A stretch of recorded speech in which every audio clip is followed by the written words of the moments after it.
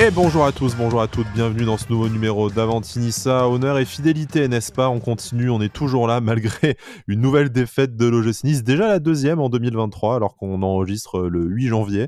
C'est rapide et surtout celle-là épique quand même, défaite d'entrée en Coupe de France, défaite face au Puy, le terrible Borussia Puy, 16e de national et pire attaque de sa division. Et ben même là, on arrive à perdre piteusement 1-0 en étant cueilli à froid d'entrée de jeu. Donc on va en parler très peu. Je vous avoue, on va parler très très peu du terrain parce que de toute façon, si les joueurs ne font pas l'effort d'en montrer beaucoup sur le terrain, il n'y a pas de raison qu'on se fasse chier à décortiquer le néant qu'on a pu voir hier après-midi. Par contre, il y a pas mal de choses à évoquer, que ce soit l'actualité mercato avec les dossiers notamment Mario Lemina et Andy Delors sur le départ qui sont brûlants et qui devraient très prochainement agiter la presse et notre communauté de supporters naturellement. Et puis forcément parler de Lucien Favre, c'est le sujet de toute façon, l'unique sujet j'ai envie de dire sur les réseaux sociaux niçois depuis hier. Forcément pas grand chose à dire sur la pelouse et la responsabilité de l'entraîneur est forcément engagée. Mais voilà, on va en débattre, on va pas tout de suite rentrer dans le cœur du sujet. On a d'abord les présentations, en tout cas l'accueil à faire de nos chroniqueurs. Alors, à tout seigneur, tout honneur, il nous fait l'honneur de revenir dans l'émission après une longue absence, tel le Power Rangers vert en fin de saison ou Youssef Attal entre deux blessures. C'est Bada, Cédric, qui est avec nous. Salut Cédric, comment tu vas? Bonjour messieurs, ça va, ouais. Je pensais que tu allais dire Pentecôte au début ou un truc comme ça m'a un peu inquiété. Il y a le talent quand même aussi, s'il te plaît. Oui, non, ça va. Jusque-là, ça va. Mais écoutez, c'est la guerre au club, donc forcément, on arrive, on débarque, on arrive. L'odeur du sang et de la poudre nous a attirés, forcément. J'arrive sur mon cheval noir masqué et puis en avant, quoi. Bon, merci de revenir. Tu nous donneras un peu de tes nouvelles au passage. On en profite aussi pour accueillir Jérémy, fidèle au poste. Lui, c'est le Jean-Claire Todibo, toujours présent, toujours efficace. Heureusement qu'il est là. Salut Jérémy, comment ça va? Salut Sky, salut Bada, salut à tous. Bah écoute, je vais pas dire que ça va, mais il y a beaucoup de choses à dire et pas forcément sur le match, ce qui témoigne de la qualité de ce dernier hier. Bon, en tout cas, ça va si on nommait l'OGC Nice de nos vies, comme souvent. C'est ça, ouais, c'est ça. Voilà. Vous aussi, vous avez, il est dimanche soir, donc on n'a pas encore l'affront du lundi matin qui va très rapidement arriver dans nos boulots respectifs. Mais voilà, vous aussi en soirée, samedi ou demain à la machine à café, vous allez avoir droit à... Alors, le gym, ils n'ont pas été bons quand même encore. J'ai eu droit déjà par message et tout. Ah merde. T'inquiète, ça... Foutue nouvelle technologie. Mais bon, parlons un peu de l'actualité de l'OGC Nice pour repousser au maximum l'échéance avant de parler de terrain, ce qu'on fait après tout assez souvent cette saison, bien malgré nous malheureusement. Parlons du mercato. Alors très peu de choses à dire sur les arrivées, on va pas se mentir messieurs, il y a quand même relativement peu de rumeurs. Alors on sait que Florent Ghisolfi y travaille, on va en toucher deux mots après, mais bon, pas de rumeurs à commenter, pas de rumeurs de non secrets à vous annoncer malheureusement. C'est surtout sur les départs et c'est peut-être pour ça aussi il y a cette nécessité de dégraisser l'effectif. On en parlait dans les précédentes émissions et tant qu'il n'y a pas de départ, ça va être compliqué d'accueillir des nouveaux joueurs. Malheureusement, les départs qu'on évoque aujourd'hui, c'est pas tant des joueurs du bout du banc ou des joueurs qu'on ne veut plus voir à l'OGC Nice. C'est peut-être deux des joueurs les plus appréciés par les supporters. Commençons par celui qui est peut-être le meilleur joueur du gym cette saison et le plus apprécié depuis 1 an et demi derrière Jean-Claire Todibo. C'est Mario Lemina. Mario Lemina qui, d'après le Daily Mail, a fait l'objet d'une nouvelle offre de la part de Wolverhampton en Première Ligue.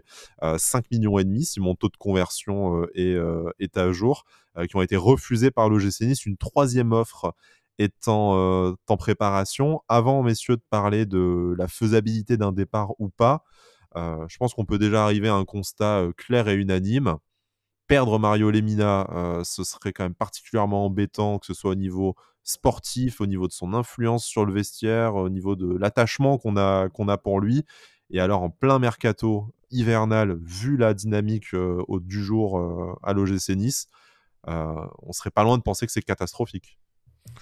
Ah oui, c'est catastrophique, ouais. C'est le mot. C'est-à-dire qu'il y a tellement peu d'âme et peu de coronesse dans cette équipe que forcément perdre un mec qui cumule les deux, et sachant qu'il y en a très peu d'autres, ça serait ouais, un petit peu catastrophique. Maintenant, à voir. Maintenant, de toute façon, on n'est plus à ça près, donc on va un peu surveiller qu'est-ce que va faire la direction. On parlera des autres sujets brûlants, mais Mais si tu perds Lemina à ce moment-là, et sachant comment tourne l'équipe, t'as intérêt d'être costaud pour faire passer la pilule auprès des supporters et le remplacer sans que ça fasse un tsunami un peu.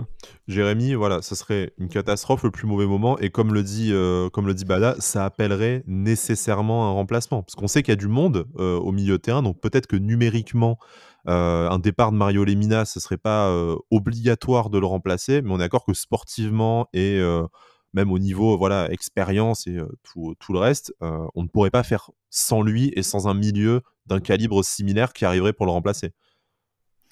Ah bah c'est encore une fois le timing serait catastrophique, mais bon là en ce moment on est habitué au timing douteux avec le club, donc c'est sûr que un départ de Mario Lemina ça serait quand même une énorme perte parce que comme on l'a dit c'est de loin l'un de nos meilleurs joueurs cette saison, qui a montré sur le terrain de bonnes choses, qui a un petit peu réveillé le groupe à un moment donné quand ça allait mieux. Bon, ça n'a pas été très long, mais il y a eu quand même une petite phase de mieux et il n'était pas étranger à cette phase de mieux. Moi, je pensais quand même pas qu'il allait. Enfin, s'il part, je pensais quand même pas que ça allait se faire cet hiver. C'est quand même vraiment pas le bon moment et c'est quand même une mauvaise surprise. Après, de son côté, s'il a envie de partir, je le comprends tout à fait.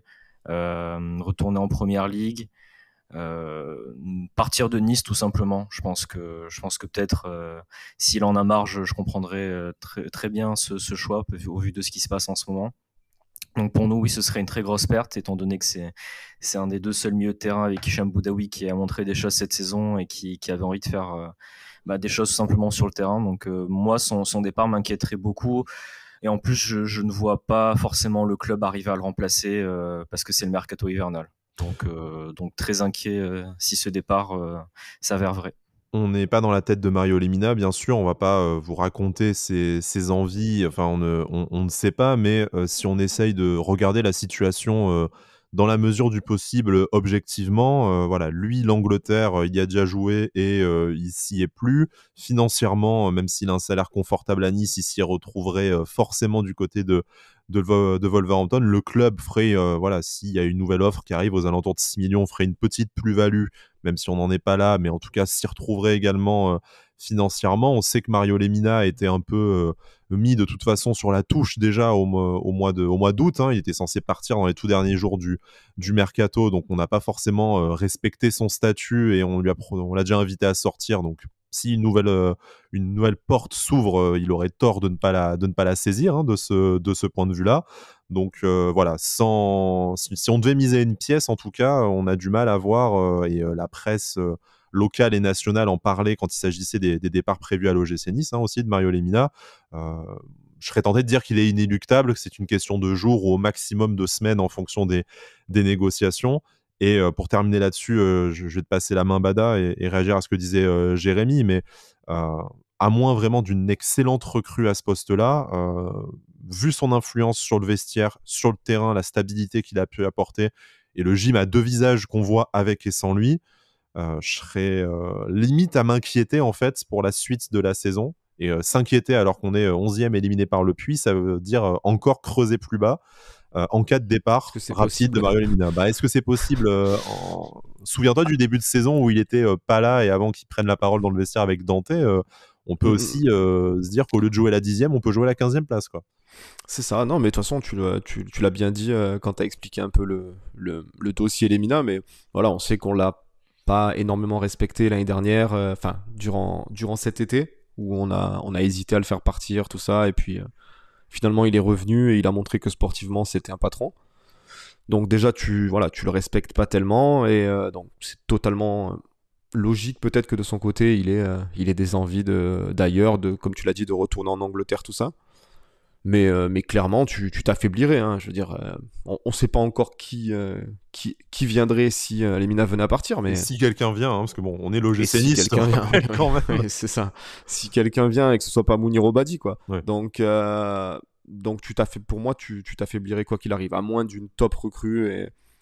et j'arrive à un point où c'est compliqué en étant 11e voilà. de Ligue 1, en n'ayant pas eu de top C'est ça. recrue à ce poste-là depuis 3 ans, enfin, Bah, d'imaginer bah, que ça arrive. Mais bon, ouais, et puis comme je disais, j'en parlais en off avec un collègue, tout ça, mais encore une fois, on sait on est que Nice, malgré Ineos, malgré les millions, malgré tout ça, on reste l'OGC Nice.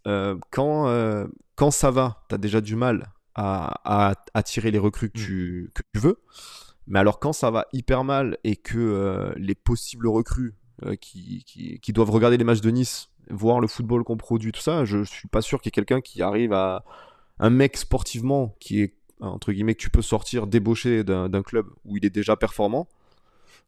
puisque Lui là, dire viens à Nice, même si tu balances 25 millions pour Seko Fofana, il va te regarder, il va dire bah ouais, il va dire oui, non, vous êtes merci. qui quoi. Enfin, Ouais, il va dire vous êtes qui quoi.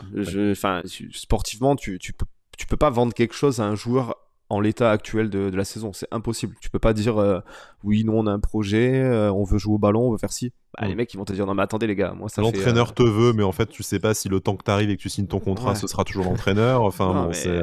le mec qui va regarder 3-4 matchs de l'OGC Nice d'affilée, il va capter que c'est pas là qu'il faut aller quoi. Donc pour moi je suis voilà, comme vous l'avez dit et évidemment je vais vous rejoindre mais c'est très très inquiétant ce qui est en train de se passer pour moi.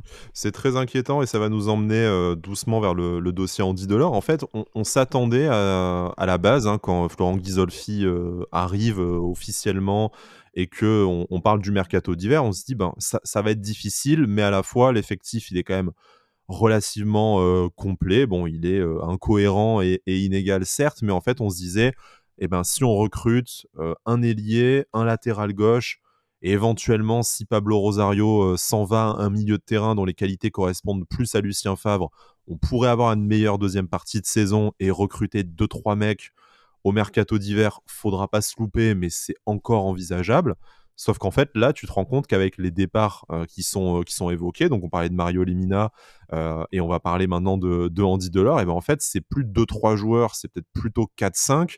C'est pas forcément des remplaçants et c'est pas forcément n'importe quel joueur à remplacer. Et en plus de ça, comme tu le disais, bah, tu es peut-être dans une plus mauvaise situation qu'au soir du match nul au Parc OL, où au final, tu restais sur une très bonne dynamique, une qualification en Coupe d'Europe, et où tu te disais, bah, oui, là, avec 2 joueurs de plus, peut-être que c'est jouable de faire quelque chose. Mais passons à Andy Delors. Andy Delors qui, on le sait, hein, a utilisé notamment Nice Matin pour exprimer ses désirs d'ailleurs. Il a une très belle offre qui l'attend en Arabie Saoudite. Bon, on ne connaît pas son avis sur la question. Je pense que peut-être il a envie de rester en Ligue 1. En Ligue 1 où il y a des clubs qui s'intéressent à lui également. On peut, sans vous faire d'annonce révolutionnaire, au moins vous parler d'un des clubs intéressés. Et c'est forcément l'Olympique de Marseille. La question aujourd'hui qui se pose, c'est quelle va être la position de l'OGC Nice. Alors, le gym, son état-major a très peu goûté la sortie d'Andy Delors et puis ses caprices. On l'a vu hier, sa story sur Warzone, son tweet Vive l'Algérie pendant le match de l'OGC Nice. On a bien compris qu'Andy Delors est au bras de fer avec le gym, comme il l'a fait de toute façon avec ses précédents clubs. Mais si le départ semble acquis aujourd'hui, en fait, qui est disposé à la fois à verser un transfert à l'OGC Nice qui avait quand même mis 10 millions d'euros sur lui. Alors peut-être qu'on ne fera pas de plus-value, mais on ne va pas le lâcher gratuitement. Hein. Ça va forcément coûter 5, 6, 8 millions d'euros. Et lâcher un salaire supérieur à ce qu'Andy Delors touche aujourd'hui à Nice, aux alentours de 200 000 euros mensuels. Je veux dire, l'Arabie Saoudite, je les vois mal mettre une grosse indemnité de transfert. Pour le salaire, il pourra faire x4 sans problème. Marseille, ils ont certes récupéré des sous avec Gerson, mais est-ce qu'ils vont être capables de nous filer 8 millions plus un gros salaire à Delors? Est-ce que nous, vu ce qui s'est passé avec Marseille ces 2 dernières années, jusqu'à même le dossier Bamba Dieng, la négociation va se passer aussi facilement que ça, aussi rapidement que ça? Moi, j'ai peur que le dossier Delors, ce soit un peu le mistigris et qu'en fait, il se retrouve à nous bloquer un peu le mercato d'hiver pendant quelques jours, quelques semaines, et que en fait personne ne vienne nous faire une offre qui arrive à satisfaire nos prétentions légitimes. Je sais pas ce que vous en pensez, mais j'ai l'impression que la sortie d'Andy Delors, à moins qu'on se couche totalement, et ça nous ferait chier pour d'autres raisons, elle me semble pas si simple que ça. Ouais, je suis assez d'accord et c'est ce qui me fait un peu peur. Le fait qu'il reste, parce qu'il n'y a aucun club qui arrive à s'aligner sur le prix du transfert et son salaire, ça me fait un peu peur. Je suis vraiment très très déçu de son comportement. Je m'étais pas trop avancé jusque-là dans les dernières émissions parce que on savait pas trop ce qui se passait, donc c'était un peu compliqué de savoir. Moi, je suis quand même déçu, dans un premier temps, de la part du club, ce qui s'est passé, ce dont on a déjà parlé lors des précédentes émissions. Mais je suis quand même très très déçu de son comportement les dernières semaines et surtout hier, hein, où, comme tu l'as dit pendant le match, il met ses stories, il joue à la play. Enfin, c'est un comportement qu'on voit de plus en plus dans le foot aujourd'hui et qui m'exaspère honnêtement. Et moi, je faisais partie des gens qui étaient très contents de l'arrivée d'Andy Delors l'année dernière parce que je savais qu'il allait nous faire du bien. Il nous a fait du bien l'année dernière, il a apporté beaucoup de caractère à l'équipe. Il nous a ramené en Coupe d'Europe alors que c'était plus évident en fin de saison dernière. Je trouve que, comme beaucoup d'autres joueurs aussi qui sont partis entre-temps, il manque de respect au club, honnêtement. Donc, moi, je suis quand même je suis un peu outré de ce genre de comportement-là. T'es professionnel, t'es payé. Déjà, t'es payé comme c'est un métier, t'es payé et en fait, tu fais des stories pendant que ton équipe perd lamentablement un match de Coupe de France. Je suis vraiment déçu de sa part. Je m'attendais quand même pas à ça. Et je suis aussi déçu de la part du club qui laisse cette situation comment dire, se pérenniser. On rappelle, Donc, s'il n'était pas au puits, c'est parce que c'est un choix du club, alors de Favre ou de l'état-major, on ne sait pas, mais de ne pas l'emmener. Cette fois, il était supposé disponible et apte. Il était pas malade cette fois. Voilà. Ouais. Il était pas malade, oui, mais en tout cas, moi, je suis super déçu. Après, voilà, comme j'ai dit lors de la dernière émission, s'il veut partir, il faut qu'il parte, hein, parce que c'est pas bon pour lui de rester s'il veut partir, et c'est pas bon pour le club de garder un joueur qui veut partir. C'est déjà qu'on n'est pas dans une bonne situation. N'essayons de ne pas l'empirer avec un joueur qui veut pas rester dans le club. Donc voilà, déçu de la part de toutes les parties dans ce dossier en tout cas.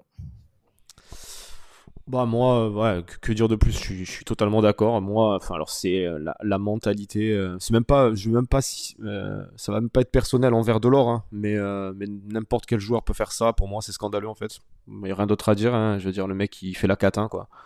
On voit T'es là quand même, depuis, je te coupe, hein, mais ouais, vas-y, on a vas-y. parlé de Mario Lemina juste avant. Mario Lemina qui est en instance de départ et qui va peut-être partir au mercato d'hiver. Il est là jusqu'au bout et professionnel jusqu'au bout. Donc c'est pas parce qu'il part en hiver, et bon, s'il part à Marseille, on lui en voudra encore un peu plus pour ça, mais on peut concevoir que des joueurs partent, même à un moment de la saison où on n'apprécie pas qu'ils partent, mais au moins ils font leur taf jusqu'au bout et ils respectent l'institution, comme le fait pour l'instant Mario Lemina. Ouais, et puis surtout que, alors on va rappeler rapidement l'histoire, hein. Apparemment, on lui aurait, enfin, une direction ou une personne lui aurait parlé d'une prolongation. On sait pas si c'est River, Moody, Brailsford, n'importe qui. En tout cas, tu sais que tu es dans un club depuis seulement un an. Tu sais que les supporters ont une affection pour toi. Tu sais que c'est pas simple en ce moment parce que tu as changé de direction, tu as changé énormément de choses, que ton club va mal. La moindre des choses, quand même, c'est d'être réglo, tu vois ce que je veux dire. Fais les choses dans les règles. Tu peux ne pas être content de quoi que ce soit. Tu peux être en désaccord, même si tu as eu une discussion avec Gisolfi et qui t'a dit que pour l'instant c'était pas d'actualité une prolongation, mais enfin t'es là depuis un an, t'es pas au SMIC, hein, je vais pas faire non plus le démago, mais je veux dire voilà, tu touches ton salaire, t'es là depuis seulement un an. Il a un des plus gros salaires de l'effectif, effectivement. Voilà, et à côté de ça, juste pour rappel, hein, je sais pas si vous vous rappelez, mais il y a des mecs comme Benitez ou Les Melou à l'époque sont restés pendant 2-3 saisons avec des salaires à 30 000 euros avant de daigner réclamer une prolongation, je crois. Euh, voilà, c'est juste honteux en fait, la mentalité du personnage, mais malheureusement, On on n'est pas avait, surpris, vu comment voilà, ça on s'est avait une terminé avec petite les clubs idée, quoi. précédents. Voilà, on en avait une petite idée, même si on pensait que voilà, ce qui se passait ici peut-être lui aurait apporté une affection pour nous différente, mais on voit qu'en fait, ça reste un mercenaire et moi, les mecs comme ça, je les regretterai absolument pas. Il peut partir à Marseille, il peut partir en Arabie Saoudite. Pour moi, ça, il me manquera absolument pas. Voilà, bon, ça nous met un peu dans la merde, hein, vu le Ah timing. ouais, c'est sûr. On aura l'occasion d'en reparler, hein, mais vous vous rendez compte quand même que si Andy Delors part, hein, ce qui est la volonté de tout le monde, mais comme je le disais, encore faut-il résoudre l'équation pour qu'il puisse partir. Si Andy Delors part, en fait, on aura perdu en janvier 2023 les 4 attaquants avec qui on a terminé la saison précédente. Kasper Dolberg qui est parti en prêt, Amine Gouiri qui est parti à Rennes, Evan Guessant qui lui aussi est parti en prêt du côté de Nantes, et Andy Delors dont la destination et la modalité de départ resteraient à déterminer. Donc au-delà de la question du comportement de Delors, qu'on partage notre consternation et notre dégoût pour cela, il y a aussi quand même une question de la gestion du club qui avait 4 joueurs, donc qui donnaient pas forcément tous satisfaction, mais un secteur bouclé, et en fait tu te retrouves 6 mois après à devoir réouvrir entièrement un chantier. Alors oui, tu as fait venir Gaëtan Laborde entre-temps, la réussite le fuit, il peut encore inverser la tendance, mais en fait, tu t'es créé encore un chantier sur rien, alors que tu en avais, t'as même pas résolu ceux dans d'autres secteurs. On parlait du latéral gauche, forcément tout à l'heure, mais bon, je trouve que c'est encore symptomatique d'une gestion catastrophique, et on va le faire pendant des années, je pense, payer un mercato dégueulasse l'été dernier. Et voilà. Donc, non, mais surtout que actuellement, alors on fait jouer Pépé en neuf, on fait rentrer Brahimi, machin, un truc bidule, mais le seul vrai neuf que tu as dans l'effectif aujourd'hui, c'est Laborde, quoi. T'as un attaquant dans l'effectif. Tous les autres sont des ailiers. Pas un jeune à faire jouer, où tu dirais Favre veut pas le faire jouer, mais non, en fait. Ah non, même pas. Tu regardes le groupe, il y a écrit, là, il y avait Buonadi, mais sinon, t'as Brahimi, Laborde, Pépé, quoi. Donc en fait, il faut pas que, je le souhaite pas, on va toucher du bois que Laborde ne se blesse pas ou quoi que ce soit, mais si demain il vient se blesser, ça va être vraiment folklore, je pense, au niveau de l'attaque. Avec Barclay en faux neuf jusqu'à la fin de la saison. Voilà. Comme Vira avait fait avec Lesmelou en amical. Exactement, et comme Puel avait fait avec Esric aussi, d'ailleurs. On a une grosse tradition d'idées de merde quand même au poste de faux neuf. C'est bien, c'est l'ADN du club, aussi. Ça aussi. Voilà, Brian Constant aussi. Enfin bon, il y en a eu plein. Putain, là, c'est douloureux le souvenir, Brian Constant. Oui, est-ce que c'est plus douloureux? Enfin, c'est tout aussi douloureux que ce qu'on vit depuis 6 mois, j'ai envie de dire. Ça ne change pas grand-chose. Au moins, Limassol, c'est la vérité d'un match. Là, nous, c'est notre quotidien. On a l'habitude maintenant. Ouais, c'est ça. Voilà, on a un seuil de tolérance à la douleur qui est très très élevé maintenant. Je pense qu'on pourrait se faire fondre une bougie dessus, il n'y aurait aucun problème. Je vous propose, parce qu'on a une petite page aussi, Lucien Favre a évoqué, mais on va le faire tout au long de notre analyse du match.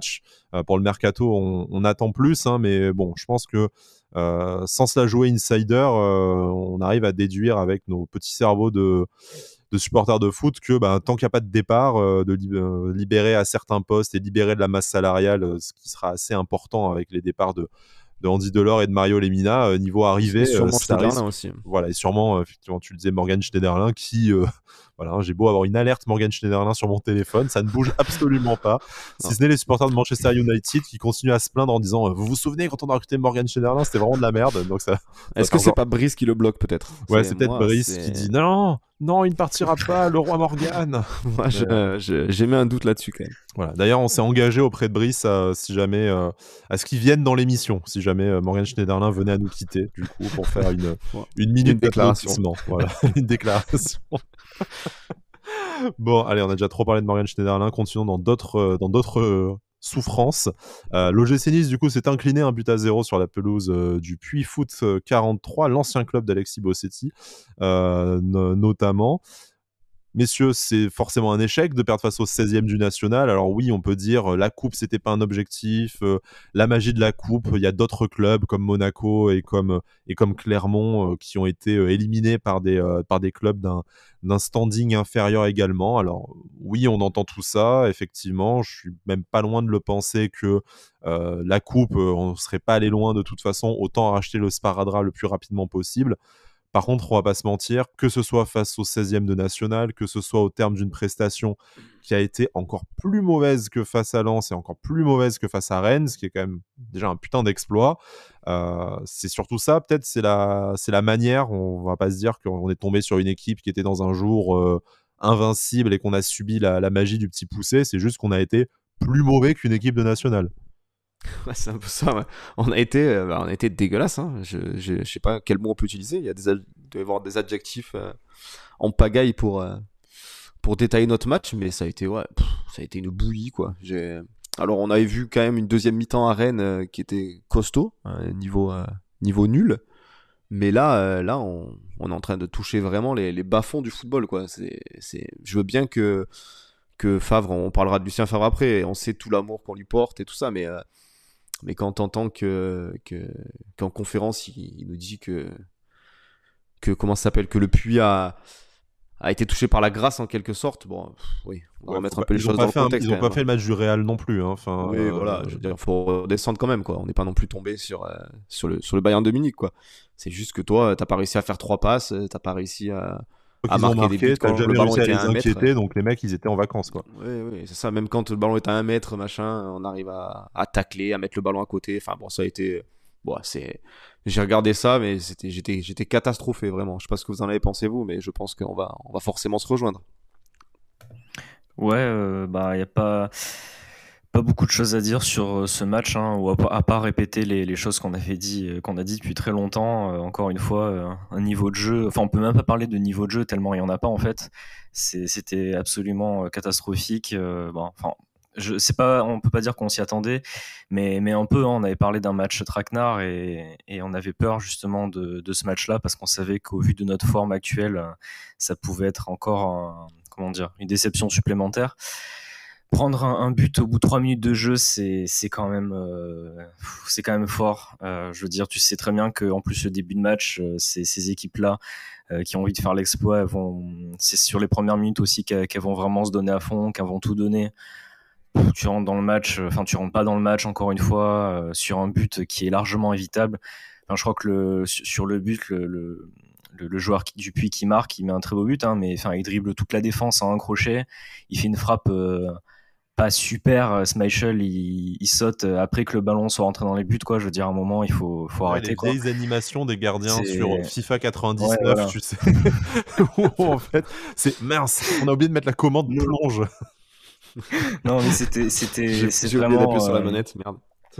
C'était vraiment, enfin le but c'est clownesque limite, et je veux bien qu'il y ait des problèmes dans l'équipe, mais moi, enfin là tout le monde se regarde en fait, et tout le monde attend que quelqu'un prenne les choses en main et se laisse un peu aller en disant bon on va essayer de faire des choses, mais on attend que quelqu'un fasse quelque chose pour se remettre dedans, sauf que c'est un sport d'équipe et il faut que tout le monde s'y mette. Donc voilà, à part le match encore une fois de Todibo qui était là, un peu Limina, un peu Dante, enfin voilà. Un peu toujours les mêmes. Un peu toujours les mêmes, voilà. Mais bon, pour moi, enfin, dès que j'ai vu la composition, j'étais content de voir Antoine Mendy. Déjà, on a eu un jeune, c'est incroyable. Revoir Sofiane Diop, c'était bien aussi. Mais pour moi, si tu ne lances pas Mathia Viti, Rarel Chilier sur ces matchs-là, tu les feras jamais jouer en fait. Voilà, Bonani. Enfin, si tu les fais jamais jouer. Enfin, je comprends pas l'intérêt de ne pas les mettre sur ce match-là. Enfin, Buonanni, il a joué 3 minutes, quoi. Je vois pas l'intérêt, encore une fois. Donc voilà, encore une fois, je dis pas que c'est la faute de Lucien Favre, même s'il a des torts, hein, je reste sur ma ligne. On va en parler après, de toute façon, de Lucien Favre. Ouais. Oui, non, mais c'est ça. Moi, là où on va, comme vous l'avez dit, on va parler de Favre après, hein, mais même les joueurs, quoi. Je veux dire, alors tu fais une saison dégueulasse, tu viens de sortir d'un match à Rennes où tu te fais incendier, tu vois ce que je veux dire, parce qu'il y a rien sur ce match. T'arrives, tu joues contre une équipe d'amateurs, entre guillemets, t'es les 16e de national. Tu te dis pas quand même, on va essayer d'être pro, les gars. Enfin, genre, t'as pas besoin que le coach fasse un discours particulier avant le match, t'as pas besoin d'une tactique particulière avant le match pour juste pas être ridicule, quoi. Enfin, on a tous un peu joué au ballon, tu te doutes bien quand même qu'après tout ça, tu vas être un peu attendu, il faut pas passer à côté de ce match parce qu'il va te faire très très mal à la tête. Et 3 minutes et voilà, c'est l'OGC Nice, quoi. C'est dans toute sa splendeur. Et moi sur ça, les joueurs, je veux bien que Favre ait des torts et on va en parler, mais il y a des trucs sur lesquels les joueurs ils sont limite impardonnables, quoi. Oui, hein, comme on dit, de toute façon, t'as un peu toujours les 2-3 mêmes à sauver. Donc bon, ce qui est bien, c'est que t'en as déjà un qui va partir. Mais voilà, tu te dis aussi, oui, Lucien Favre a ses torts, on y arrive, ne vous inquiétez pas. Mais en fait, t'as l'impression que le chantier, et c'est ce qu'on disait un peu pendant la page Mercato, c'est que on n'est plus à se dire qu'il faut un mercato d'ajustement. T'as l'impression qu'en fait, comme tous les 6 mois, t'as envie de changer la totalité de l'effectif. Sauf que c'est pas possible, et sauf qu'à chaque fois qu'on a fait une lessive de l'effectif, et en fait, on a aggravé le problème au lieu de le corriger, quoi. Donc, en fait, t'as l'impression d'être dans une spirale sans fin. Alors bon, on dramatise parce que le scénario et l'adversaire sont font qu'on a vraiment envie de se gifler, quoi. Mais Non, mais c'est même pas sur ce match-là, Sky. C'est ce que tu dis là, c'est juste ça, c'est l'éternel recommencement, en fait, comme tu l'as dit. C'est que tous les 6 mois, ben, tu repars sur une feuille blanche quasiment, parce que tu dois changer 6-7 joueurs. Et forcément, ça met du temps à prendre. On va nous sortir encore. Il faut être patient. Le projet, le machin, le truc. au mois de juin, ça y est, on va vraiment investir. Le projet va commencer Ouais. aussi. Hein, Là, il y a parce que- Roten, là. Vous avez vu la Roten la qui a phase dit. 12. Roten qui a dit, ouais, j'ai des infos. Le projet Ineos va exploser en juin. Je sais pas dans quel sens il va exploser, mais par contre, on Il est- aimerait bien voir ça un jour, quoi. Il est plutôt Chaque éclaté été que d'une source explosé. différente, chaque été d'une source différente, il y a quelqu'un qui dit ça. Donc bon, peut-être Ouais, que ouais, sur un c'est ça. malentendu, à un moment donné, ça va passer, hein, mais Non, mais ouais. Bah, après, le problème, c'est que si ça va exploser dans le sens où tu balances 100 millions sur. Comme t'en as balancé 15 sur BKBK, 10 sur Viti et compagnie, oui, bah, tu peux en balancer 200 des millions comme ça. Hein. Si c'est pour acheter des mecs qui jouent pas, moi aussi, hein, je peux faire des recrutements comme ça. Il n'y a pas besoin d'aller chercher Ghisolfi ou quoi que ce soit. Hein. Je veux dire, je sais pas, je comprends pas où on va, je comprends pas la ligne conductrice de ce club en fait. Je veux dire, On va terminer juste sur la rencontre. On va en parler hein, de l'avenir à court terme bien sûr. de Lucien Favre et de la ligne directrice pendant le mercato, même si on en a touché 2 mots.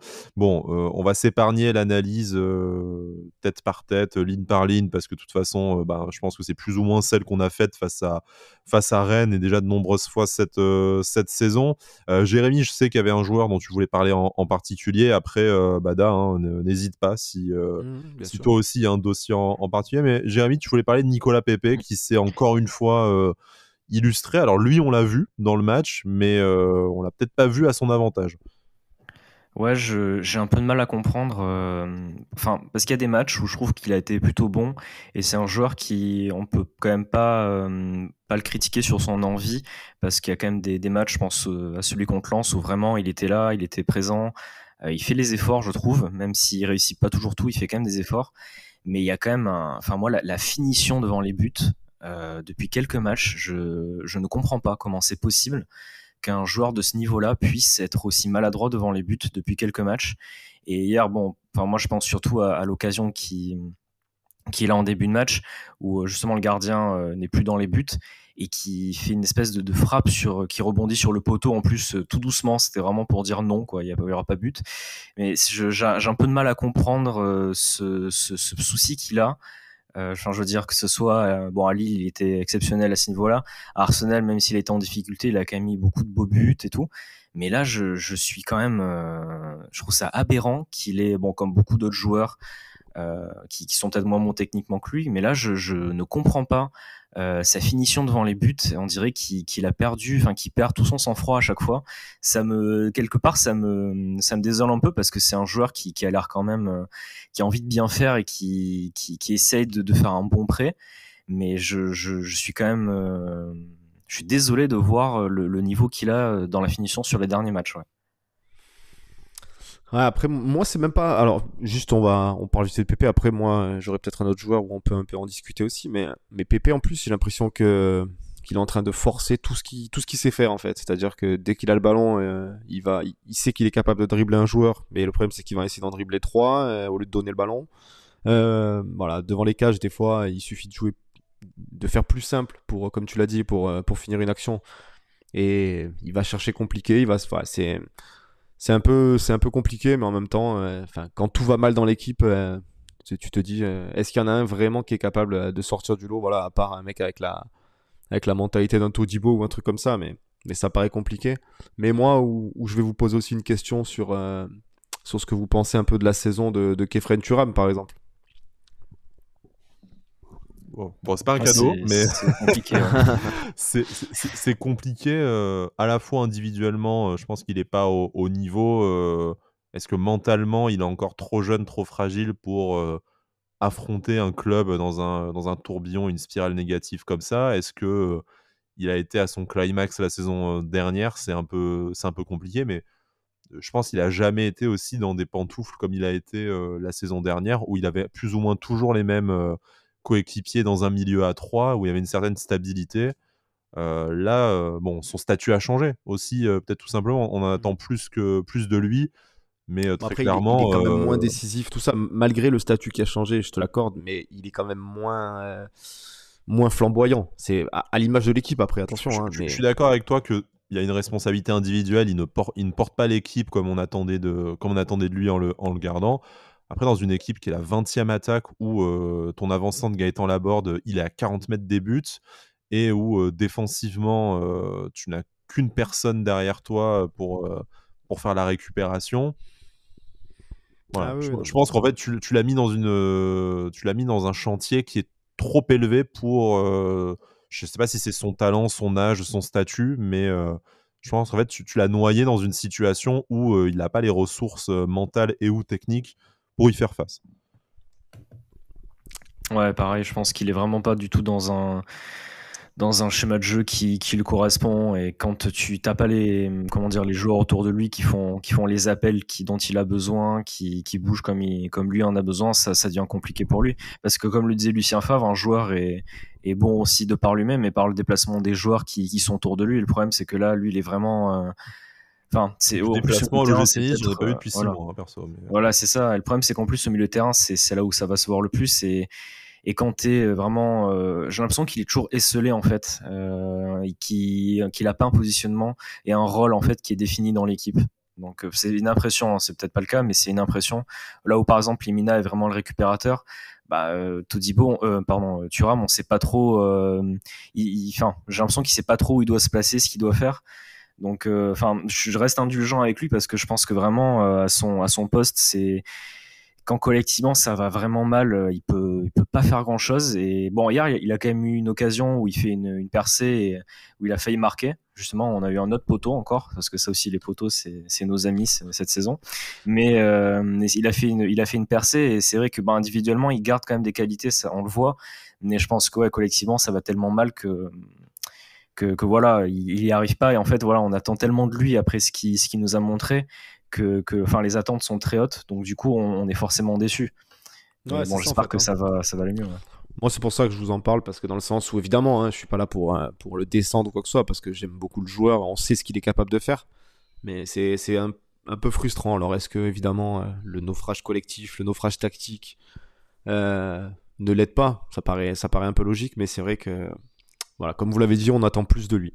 Moi, pour le défendre, oui, assumons ce mot. Je voudrais quand même souligner qu'en fait, à sa place, personne n'a réellement fait mieux dans l'effectif, y compris des mecs comme Ross Barkley ou Aaron Ramsey. Enfin, tu vois, Pablo Rosario, il a également perdu de sa superbe au milieu de terrain. En fait, à part Mario Lemina, t'as pas vraiment un mec qui a proposé une alternative crédible à Khéphren Thuram. Alexis Beka, il a l'air très sympathique, je suis sûr qu'il a du potentiel. Mais bon, à chaque fois qu'on l'a vu jouer, ça m'a pas donné envie de remplacer Khéphren Thuram.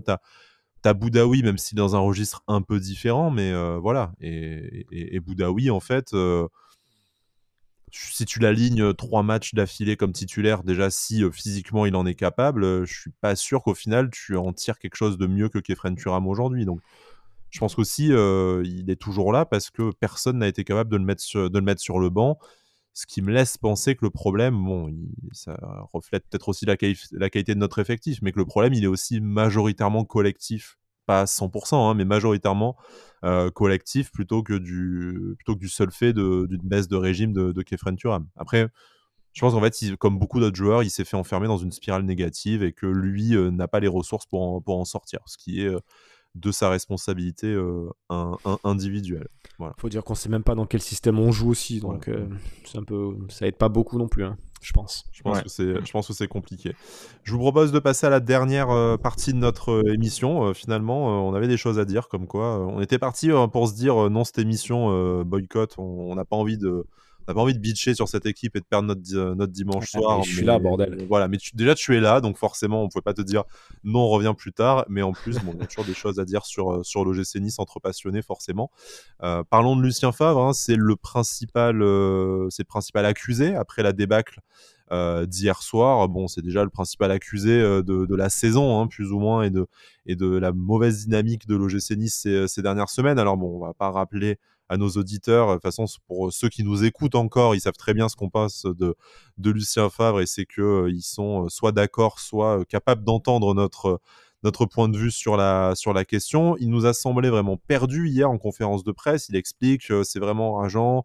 J'avais bossé comme un fou sur ce match-là, tout ça. Alors, qu'est-ce qu'on doit en déduire? Est-ce que il est complètement à la masse? Est-ce que son vestiaire l'a lâché? Est-ce qu'il n'est plus l'homme de la situation? Est-ce qu'il a juste affaire à un vestiaire et à un groupe qui ne colle pas à ce qu'il a envie de faire, voire même n'est pas meilleur qu'une 11e place de Ligue 1? C'est quoi aujourd'hui la responsabilité et la place de Lucien Favre? Je vais même pas dire dans le projet de l'OGC Nice, hein. Là, on en est à parler des prochaines semaines, voire des prochains jours. Après, on parlera un peu de ce qui se passe au club, hein, pour terminer cette émission. Mais pour vous, aujourd'hui, à la lumière de cette nouvelle désillusion qui n'est pas des moindres, qu'est-ce qui reste encore à Lucien Favre pour se maintenir à l'OGC Nice? Bon, pour moi, pas grand-chose, hein. Même si je l'aime beaucoup, mais là honnêtement, je sais même pas si est-ce qu'il sera sur le banc contre Montpellier mercredi. En toute honnêteté, alors je pense que la débâcle d'hier soir déjà lui a été fatale. Son sort, voilà, on sait qu'il est scellé, quoi. Mais la question, c'est à quel terme? Pour toi, est-ce qu'il est scellé le temps de trouver un remplaçant ou de décider que... Je sais qu'il y a un peu une pause entre deux matchs. Je crois que c'est entre Reims... ouais, c'est après Montpellier, je crois. Après voilà. Montpellier, il y a un match et après, il y a 15 après, jours entre le 15 et le 29, je crois qu'il n'y a pas de match. Donc, est-ce qu'en fait, on se dit... ouais, son avenir, il est scellé, le temps de terminer le mercato et de signer les papiers avec son remplaçant, que ce soit Didier Digard en interne, ce qui est évoqué par Nice Matin, ou d'autres noms, ou est-ce que pour toi, il est seulement scellé à la fin de la saison et après le reste, c'est un peu du folklore? Non, je pense que c'est... Alors pour moi, après, c'est encore une fois, c'est que mon avis. Je te demande ton avis, on ne parlera pas d'infos. Hein, non, c'est que mon avis, mais pour moi, c'est impensable qu'ils finissent la saison. Il y a une cassure qui est flagrante avec les joueurs. On est dans une spirale c'est même plus négative à ce niveau-là. C'est qu'on est à moitié sous l'eau. Il y a rien qui va actuellement, honnêtement. Hein. J'ai regardé là après les fêtes quasiment toute la journée de Ligue 1 parce que voilà, il y avait eu la Coupe du Monde, ça m'avait un peu manqué. Je me suis tapé avec mon fils pas mal de matchs. Et honnêtement, en toute objectivité, pour moi, je pense qu'on produit le pire football de Ligue 1 aujourd'hui. Je vois pas une équipe qui joue plus mal que la nôtre. Donc pour moi, ça peut pas durer comme ça. Tu peux pas. Je veux dire, voilà, si t'espères avoir encore un semblant de crédibilité, comme on parlait en début d'émission, vis-à-vis des potentiels futurs recrues, tu te dois de faire quelque chose là tout de suite, je pense. Il faut sauver ce qui reste encore un peu à sauver avant de refaire un énième ménage cet été. Parce que je pense que tu n'arriveras pas à faire tout ce que tu souhaites faire cet hiver. C'est impossible. Mais voilà, je pense qu'il faut sauver ce qui reste à sauver de la saison. Si tu arrives à faire 5 mois où tu diras le changement d'entraîneur, s'il y en a un rapidement là, le changement d'entraîneur il a été bénéfique et l'OGC Nice a mieux joué, il y a eu un peu du mieux, tout ce que tu veux. Tu peux travailler ton mercato d'été en avance en plus. Tu peux te dire, tu peux vendre ça un peu à quelques joueurs. Écoutez, il y a eu un moment avec Favre, ça allait pas. Honnêtement, le projet il a pris un peu de retard encore une fois, mais on part sur de nouvelles bases avec un nouvel entraîneur, avec tout ce que tu veux. Mais là, il faut faire quelque chose. Voilà. Si tu arrives à avoir le mec que tu as en tête en tant qu'entraîneur de cet été, si tu l'as en tête et qu'il est dispo maintenant, bah, autant y aller maintenant et gagner du temps sur le projet. Si tu l'as pas, il faut quand même faire quelque chose. Voilà. Mais Digard, je suis pas le plus grand fervent de Didier Digard, mais il faut changer quelque chose là. C'est impossible de rester comme ça. J'allais te poser la question, tu y as répondu en partie. Tu pourras compléter ta réponse et on passera éventuellement la main à Jérémy derrière. En fait, allez, admettons que la question du licenciement de Lucien Favre se pose et soit bénéfique. Je peux l'entendre compte tenu de la dynamique, des résultats, tout ça. Moi, en fait, la question, c'est quel changement te permettrait d'améliorer la situation? Moi, je suis vachement moins convaincu par le côté, mettons l'intérim de Digard, il va les bouger, il va crier, ça va s'arranger. Je pense qu'en fait, en réalité, avec Didier Digard sur le banc, je suis pas convaincu que tu attires grand monde de plus qu'avec Lucien Favre et je suis pas convaincu qu'en fait, ta saison tourne mieux. Je peux me tromper naturellement, mais je pense que juste de changer de tête pour mettre Didier Digard à la place, ça n'aurait pas d'effet. Et en plus, on sait que Fabrice Bocquet, on en parlait dans le podcast sur son livre, l'important c'est les 3 points. C'est pas un fervent partisan du choc psychologique et du changement d'entraîneur. Donc de ce côté-là, je vois pas la plus-value de débarquer Favre pour mettre Didier Digard à la place, même s'il y a des courants en interne qui sont favorables à ce mouvement. C'est Nice Matin notamment qui en a parlé cette nuit. Par contre, je te rejoins volontiers. Si jamais ton entraîneur ciblé pour l'été prochain, et pensons par exemple à Abel Ferreira de Palmeiras, passé également par Braga, tu sais que la saison au Brésil, elle se termine par année civile, donc là, il est entre deux saisons. C'est peut-être plus facile de le débaucher maintenant que de négocier avec Palmeiras en pleine saison prochaine. Ben, si jamais il est intéressé et disponible, le faire venir maintenant, tu gagnes un peu sur ta préparation de la saison prochaine, sur ton mercato estival prochain.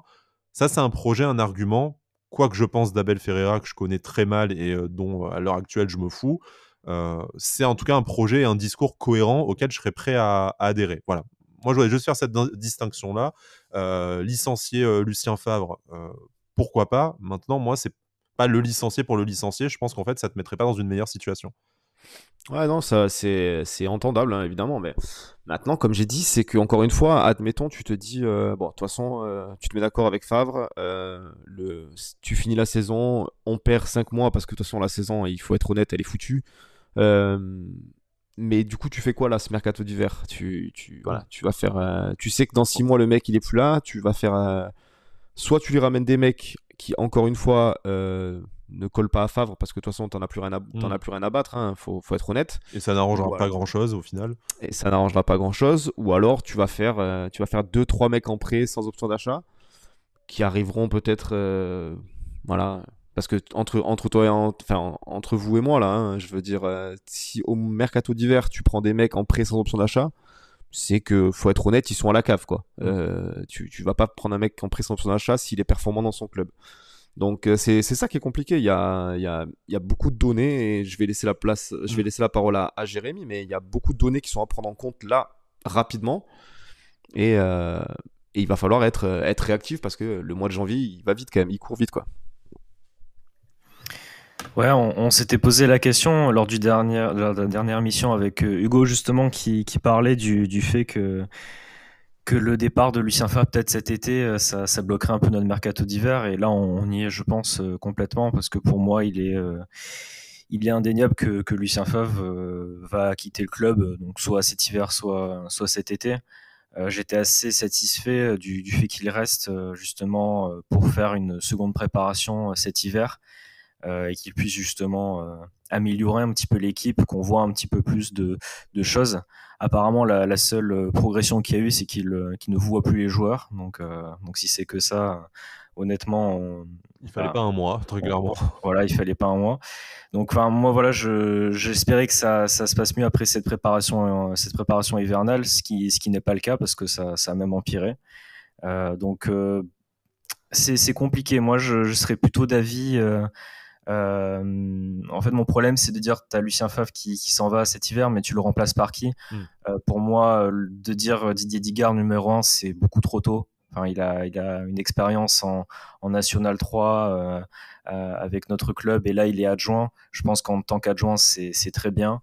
Après, en tant que numéro 1, c'est quand même très tôt. Je pense même pour lui, c'est. Bon, si c'est pour 2 matchs en compliqué. attendant le successeur, oui, il fera l'intérim. Si c'est pour 2 matchs, oui, voilà. Mais bon, si c'est pour les 6 mois jusqu'à la fin de la saison, moi je trouve ça quand même un petit peu limite encore. Donc voilà, moi mon problème c'est le remplacer par qui, parce que honnêtement, si c'est pour avoir Didier Digard pendant 6 mois, comme je dis, c'est trop tôt pour moi. Donc je préfère que Lucien Favre reste jusqu'à la fin de la saison et qu'après il quitte le club. Après voilà, le problème c'est que comme vous l'avez dit, ça fait perdre du temps sur potentiellement le projet, enfin s'il y en a encore un, parce que mais t'en gagnes pas avec Digard intérimaire non plus, donc c'est ça, voilà. Donc pour moi le problème c'est que tu as trop peu d'options pour remplacer Lucien Favre. Donc pour moi, même si je suis vraiment pas d'accord avec certaines choses qu'il fait et que j'ai l'impression qu'il a plus trop envie honnêtement d'être là, en fait il n'y a pas trop d'autres solutions pour l'instant. Alors après, le souci, c'est de dire est-ce que les joueurs attendent son départ, et s'il part et qu'il est remplacé par Digard, est-ce que ça va aller mieux? Ça, on peut pas le dire. Mais voilà, enfin moi, le problème, c'est que je suis plus pour la stabilité. Le problème, c'est que la stabilité, pour l'instant, elle apporte pas vraiment. Mais est-ce qu'on a, enfin, on sait ce qu'on perd, on sait pas ce qu'on gagne en fait. Donc c'est un petit peu ça mon souci. C'est surtout pour moi, enfin, si je fais un parallèle avec le match d'hier soir où vraiment je suis pas d'accord du tout avec sa composition et ses choix, mais je veux dire, quel choix on a à part le fait de le garder et si lui ne trouve pas les solutions avec cet effectif-là, quel autre entraîneur va en trouver enfin, Ouais, ce que Didier dit hier, voilà, sans manquer de c'est respect ça, à notre capitaine-chef, c'est ça, ouais. qu'on apprécie beaucoup, on est très content de l'avoir Oui, au club et tout à fait. dans le staff de l'équipe pro, mais voilà, on est un peu circonspect sur sa capacité à apporter quelque chose tactiquement à l'équipe pendant 6 mois. Si c'est pendant 2 semaines, le temps d'accueillir notre futur entraîneur, c'est une chose. Si c'est pour finir la saison, on est un peu plus sceptique. Messieurs, est-ce qu'on peut se rejoindre sur le résumé suivant, c'est-à-dire que licencier Lucien Favre, pourquoi pas, mais uniquement pour faire la place à l'entraîneur qu'on avait prévu, enfin qu'on souhaite faire venir de toute façon déjà l'été prochain et gagner un peu de temps sur la saison prochaine. Ouais, c'est ça, c'est ça. Surtout qu'en plus, je fais une petite aparté, mais on sait que les noms qui ont circulé un peu ces derniers temps à l'OGC Nice, là, je peux t'en citer trois déjà qui sont soit libres, soit pendant la trêve de leur côté, quoi. C'est-à-dire Abel Ferreira, Marcelo Gallardo, par exemple, qui n'est plus sous contrat à River Plate et dont on parlait un moment, et Mauricio Pochettino, qui est toujours libre et qu'on ne sait pas si, voilà, on sait pas où ça en est, mais je veux dire je veux bien qu'il y a des moments où des solutions, il y en a pas. Là, tu as l'impression que des solutions, il peut y en avoir. Maintenant, il va falloir être convaincant et savoir ce que tu veux faire surtout et donner enfin une ligne directrice au projet, peut-être. Après 4 ans, ça serait bien. En tout cas, pour parler du projet, de la ligne directrice, revenons un peu quelques instants sur le mercato. On est en mesure de vous confirmer que Florent Ghisolfi travaille avec Lucien Favre sur le mercato, sur des joueurs, comme je le disais sur mon compte Twitter, Favre compatibles. Alors oui, ce sera davantage des jeunes joueurs ou des joueurs à fort potentiel. Alors, je sais très bien que cette expression crispe tout le monde, et moi le premier, comme le projet sur 3 ans, et puis ainsi de suite, expression dans l'ADN de l'OGC Nice ces dernières saisons. Mais l'idée, ce n'est pas qu'on va recruter des Bassem Srarfi, Issane Sako, je ne sais qui encore. C'est juste qu'en fait, on va peut-être pas refaire un mercato avec du Kasper Schmeichel, du Aaron Ramsey, du Ross Barkley, voilà, des vieilles stars un peu sur le retour ou à relancer, voire même Nicolas Pepe, hein, qui bon, n'est pas tout à fait dans le même registre que les 3 premiers cités, mais voilà, c'est plutôt essayer de faire des recrues comme, je sais pas, Jean-Claire Todibo, Hicham Boudaoui, ou des joueurs qui ont 25-26 ans, qui viennent de championnats mineurs. En fait, ce que faisait déjà Florent Ghisolfi majoritairement à Lens ces 2-3 dernières années, en associant, comme le suggérait Mathieu Bonnemer sur RMC lorsqu'il a été questionné à ce sujet en début de semaine, en associant Lucien Favre au processus de décision. Ça, c'est aujourd'hui le plan de Florent Ghisolfi. Maintenant, Florent Ghisolfi, il est salarié du club, c'est pas le grand maître à bord. Le grand maître à bord, c'est Ineos, et Ineos qui n'a jamais vraiment voulu de Lucien Favre. On l'a vu avec le mercato estival qui est passé. Aujourd'hui, souhaiterait naturellement s'en débarrasser, ou en tout cas voit une porte s'ouvrir pour lui, et puis une adhésion populaire aussi au fait que Lucien Favre s'en aille. La preuve, on en a parlé dans cette émission, et si vous êtes sur les réseaux sociaux, vous en avez forcément parlé hier soir après le match. Et du coup, voilà, Ineos souhaiterait s'en débarrasser, et c'est notamment eux qui pousseraient pour un Digard intérimaire. Maintenant, est-ce que ce serait pour avancer sur la saison prochaine, comme on l'évoquait ces dernières minutes? Ça pourrait, je pense, faire consensus au sein du club et au sein des supporters. Si c'est Bazar des Favres pour Bazar des Favres, je pense que ça fera pas l'unanimité chez les supporters. Je suis même pas sûr que ça fasse l'unanimité dans le vestiaire, et je pense pas que ce serait une décision inspirée. Mais bon, ça, ce n'est que mon avis. Je demande qu'à me tromper. Est-ce que soit Lucien Favre soit maintenu jusqu'à la fin de la saison avec des joueurs qui lui permettent d'accrocher quelque chose en fin de saison, ou alors qu'il soit bazardé et que son successeur arrive dans les prochaines semaines et s'installe pour 2, 3, 4 ans sur le banc de l'OGC Nice. Mais malheureusement, je pense aussi que la cote de popularité d'Ineos, elle est quand même grandement en train de s'effriter. Il y a une succession de mauvaises décisions et de mauvaises gestions. Là encore, un peu comme Andy Delors, on était prévenus, hein, les supporters de Lausanne nous l'avaient dit. Et puis voilà, là on est dans un tourbillon dont on a bien du mal à voir la sortie et l'issue. Espérons que ce soit là dans les 3 prochaines semaines qui nous séparent de la fin du mercato. Mais je pense, Jérémy, Cédric, sans trop m'avancer, que on n'y croit plus trop. Tout simplement, là, on a eu quand même beaucoup de promesses, beaucoup de déclarations, avec encore beaucoup de déceptions. Aujourd'hui, on ne croira que ce qu'on verra, et ce qu'on voit ne nous donne pas envie de croire au projet. Ah, le boulot, il est immense là. Moi, c'est ça c'est pas que j'y crois pas ou que voilà, j'ai arrêté d'être soit optimiste soit pessimiste. En fait, j'attends de voir maintenant. Mais le boulot, il paraît tellement immense là entre les départs, les dossiers très compliqués à gérer. Et je suis à peu près sûr qu'on a fait un podcast où tu disais mot pour mot la même chose en juin. Moi, c'est ça qui, Ah en oui, plus oui, de oui, ça, me déprime, en ouais, fait. oui, c'est ça. Et peut-être même encore 6 mois d'avant. Mais oui, malheureusement, on répète un peu les mêmes erreurs et la question surtout qu'on va se poser, et j'espère pour plus très longtemps, mais encore combien de temps on va se poser ces questions-là, quoi. C'est juste ça, moi, qui me fait peur, en fait. Jérémy, pour conclure notre émission et le sujet. Bah, entre-temps, ce qui était bien, c'est qu'on a quand même fait venir des nouveaux dirigeants, on va dire. On parle souvent d'eux, Fabrice Bocquet et Florent Ghisolfi. C'est des personnes qui sont quand même compétentes, donc j'espère que...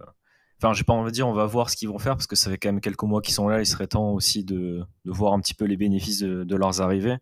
Mais après, ils ont un tel chantier à gérer que ça va être long, je pense. Donc moi, c'est mon point où ça me rassure, leurs arrivées, et celle prochainement de Jean-Claude Blanc aussi, qui a quand même rejoint le projet Ineos, je pense, parce qu'il a eu, bon, on dit toujours ça, mais qu'il a eu des garanties. Mais je pense quand même que s'il est parti de Paris, c'est pas pour rien non plus. Donc en fait, moi, ces arrivées-là, c'est pas des arrivées sur le terrain, moi, qui me rassurent, c'est des arrivées hors terrain, on va dire. Mais on aura un bel organigramme avec une équipe en bois, c'est bien. C'est ça. C'est ça. Non, mais il serait champion des dirigeants seulement. Il serait temps justement de voir les bénéfices de ces arrivées-là. Et moi, ce qui me dérange quand même, c'est que j'ai l'impression qu'il y a... Alors, on nous a longtemps parlé, oui, les décisions se prennent de manière collégiale, ce qui est faux, parce que si elles avaient été prises de manière collégiale, on n'en serait pas là. Justement, ce qui serait bien, c'est qu'il y ait quelqu'un qui décide vraiment au sein du club, qui soit le leader, tout simplement. Enfin, tu as une équipe, tu as un chef d'équipe. Là, tu as un club, tu as une entreprise, tu as un leader, justement, un patron, quelqu'un qui soit là, qui prenne des décisions, parce que moi, j'ai l'impression que c'est un peu... c'est pas du tout organisé, il n'y a rien qui est managé. Personne prend des décisions et personne prend le leadership au sein du club. On ne sait pas trop qui fait quoi. Donc, il serait temps que ça aussi, on ait vraiment un organigramme clair pour que les gens aussi au sein du club puissent travailler comme il le faut. Donc, j'espère que ça va arriver, mais il serait quand même temps... je veux bien que les choses prennent du temps dans le foot, c'est la vérité. Mais il faut quand même aussi qu'il y ait des... Quand même. Voilà, il faut aussi qu'à un moment donné, il y ait des progrès, qu'il y ait des choses, qu'il n'y ait pas que des paroles et qu'il y ait des actes, quoi. Ça commence à être très très long, ouais. Chez nous, le timing, on aime bien ça quand même, hein. Être sur des timings très très longs quand même. Mais bon, maintenant, de toute façon, comme j'ai dit moi, maintenant j'attends. Je me fais plus d'illusions en fait, j'espère plus rien. C'est un peu, on va en slogan sur Avantinissa, on va mettre la phrase de Douit. Je m'attendais à rien, mais je suis quand même déçu. Mais ça résume parfaitement ma pensée avec le Nice en ce moment. Ouais, cette saison, c'est vraiment ça. Bon, le temps passe, hein, bon, pour notre émission, quasiment 1 heure encore, messieurs. Félicitations d'être encore capable de parler aussi longtemps de l'OGC Nice. Bon, on l'a dans la peau, et de toute façon, on sera encore au stade comme des cons mercredi. Hein, il faudra bien. Mais voilà, la situation, on a du mal, même nous qui faisons habituellement partie quand même des plus optimistes ou constructifs, là... ça fait ça fait désordre, et je pense qu'avec un mauvais résultat à la maison face à Montpellier, ça pourrait très très vite exploser, surtout s'il y a des départs majeurs entre-temps et pas d'arrivée. On rappelle ce qu'on disait en début d'émission sur Andy Delors et Mario Lemina. Messieurs, merci beaucoup de m'avoir accompagné dans cette émission. Cédric, c'était un plaisir de te revoir. On espère que ton propre chantier avance mieux que celui de l'OGC Nice quand même. Oui, en tout cas, les fondations sont moins pourries, ça va? Oui, non, ça va, très bien, très bien. On est bien installé, voilà. J'ai eu un peu la tête sous l'eau avec tout ce que j'ai eu à faire, mais voilà, je suis revenu et vous allez normalement m'entendre un petit peu plus, vous inquiétez pas. Ça, c'est une excellente nouvelle, parce que bon, on n'était plus que 3 à écouter cette émission, donc tous tes fans attendaient ce que tu reviennes, donc... Non, mais merci à tous. N'empêche, c'est vrai que j'ai reçu quand même des messages, tout ça. Même ma femme était un peu choquée de voir tous ces gens à qui je manquais, parce que peut-être qu'elle je lui manque pas. En fait, c'est peut-être pour ça. Mais apparemment, en tout cas, merci à tous. Et voilà. Et c'était un plaisir d'être de retour avec vous pour cette belle année qui s'annonce avec le gym. Bon, ça sera peut-être Bada qui fera l'intérim de Lucien Favre. On sait que c'était déjà l'adjoint de Christophe Galtier la saison dernière. Donc pourquoi pas lui proposer la place sur le banc en attendant. En tout cas, on ne doute pas que ça criera à l'entraînement. Et ça sera déjà une bonne nouvelle. Ça, on aura des infos comme ça. De passer. Et on aura des infos à vous dévoiler, effectivement. Jérémy, merci aussi de ta présence, de ta fidélité. Voilà, toujours solide, toujours là. Ça fait plaisir, toujours pertinent également. Vous retrouvez l'émission sur toutes les plateformes, que ce soit Apple Podcast, Spotify, Deezer, YouTube, tout ça. Voilà, n'hésitez pas à vous abonner, à nous envoyer un message, un commentaire, que ce soit sur ces plateformes-là ou sur nos comptes Twitter respectifs. Ça nous fait toujours du bien voilà, de discuter avec vous de l'OGC Nice, puisque ça reste quand même notre principale passion. Et puis, de toute façon, voilà, on va continuer un peu à faire tourner le micro, promis. C'est pas tant que je fais une sélection qu'une question d'organisation. Et pourquoi pas une libre antenne très vite. De toute façon, s'il y a débarquement de Lucien Favre, je pense que ça va s'imposer. Merci beaucoup, messieurs. On se retrouve jeudi pour débriefer de la rencontre face à Montpellier en espérant être d'un peu meilleure humeur. Et d'ici là, malgré tout, Issa Nissa. Issa Nissa.